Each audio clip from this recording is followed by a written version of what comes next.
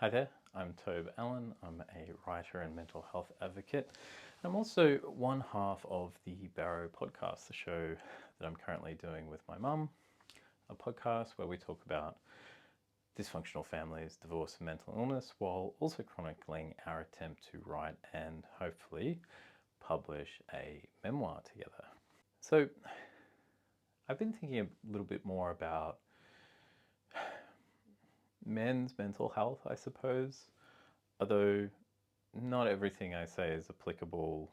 I never want to limit anything in terms of gender. I think that that's kind of a mistake always, because, I think we're united more by things like social class and culture than we are aspects of our identity, like gender or sexual orientation or things of that sort of nature. That being said, there are obviously differences and ways in which men can be grouped or women can be grouped. But I was thinking about this notion of, resilience, I suppose, strength, and the need to speak up, saying when you can't cope with things, with life. I've always found that trying to get across some kind of pretend resilience, pretend strength, often leads to more pain and damage, because, well, it's that classic thing of, you need to put your own mask on the airplane before you can help anyone else. So that starts with perhaps saying that you can't cope, saying that you're not handling things perhaps, and seeking help. And that took me, that was the hardest thing for me to do initially. And again, I don't want to make that a gendered thing, because certainly in Mum's case, as we've been on this journey of writing the memoir together, she was not coping with certain things in her life for a very long time, and she wasn't seeking help either. She wasn't admitting that she wasn't doing very well. But when you don't deal with your own problems and you don't come forward with your own problems, you kind of kick those problems down the road onto other people. And, I've been wrestling with this because certainly I think I was always angry that my parents hadn't worked themselves out. And not that anybody ever works themselves out fully, but there were areas of their life that they hadn't addressed, and their identity crises, their individual crisis of identity it became my problem, and it kind of subsumed my life. And that always bothered me, and I always believed that, I wanted not to do that to anyone else. But of course, you bring into the world all kinds of baggage that you may or may not even know about. And whether you like it or not, you may become somebody else's problem. And certainly I have failed to deal with myself and made me somebody else's issue. And that feels like a massive failing, of course. We're always going to be, works in progress, so to speak. But I think that that's, to think about it in kind of stereotypical kind of masculine terms, what does strength mean? And I think for men, they want to be protectors in their family dynamic, within their relationships, all sorts of things. But it's like, you can't protect anyone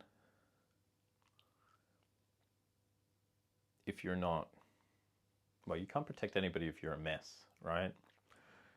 And the ultimate way that you can protect people is by,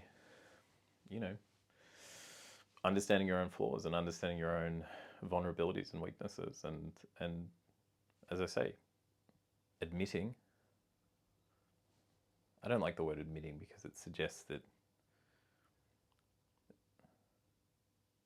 the wrong thing. Just saying I can't cope. There's a lot of strength in that because of what that will do overall. If you want to protect people, saying you can't cope now, figuring out, how to cope with various aspects of your life, whatever you need help with, that's going to help. You don't want to become everybody else's problem. And I know for a fact that bottling things up, and again, this kind of this feigned resilience, this feigned pretend strength, it's only going to lead to pain and damage in the long run, because you will crack, you will fall apart, and you'll fall apart onto someone else. It might be very dramatic, it might not. It might be in all kinds of small ways. I've seen the big and the small play out within my family. And I guess the question becomes, and the question that I want to pose on this video is, what would it look like to start communicating with the people around you? And what strategies do you have currently to cope, full stop? What strategies do you have to cope? What are you doing? Do you have outlets? Do you have healthy, hobbies? How much downtime do you get? Are you taking time for yourself? Are you getting respite mentally, emotionally, physically? So what would it look like for you to start communicating honestly with the people around you? Or just communicating to life generally? And what strategies do you have to cope? It doesn't have to be meditation. In fact, I hope it's not meditation. These are things that, I'm having to learn as well. And this has ebbed and flowed for me over the years, where it's like, I've built up strategies to deal with things, built up healthy habits, they've fallen away, fallen back into bad habits, clawed my way back out of them, good habits, back to bad. I've spoken last week about, my relationship with weight and the things that I'm doing to address that. And there'll be another video this Thursday as well, where I talk a little bit more on this. I'm going to be doing those vlogs over the next 4 weeks.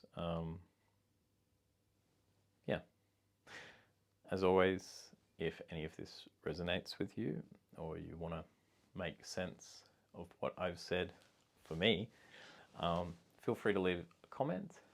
Maybe you could answer those questions. What would it look like for you to start communicating more? What strategies do you have to cope? And if you like these kinds of questions and you like my small ramblings, then please check out the BARROW Podcast, because I guarantee you're going to enjoy that as well. I'll provide information and links in the description below, and there are more links to be found on the homepage to this YouTube channel. Thanks for watching. Thanks for listening. Bye.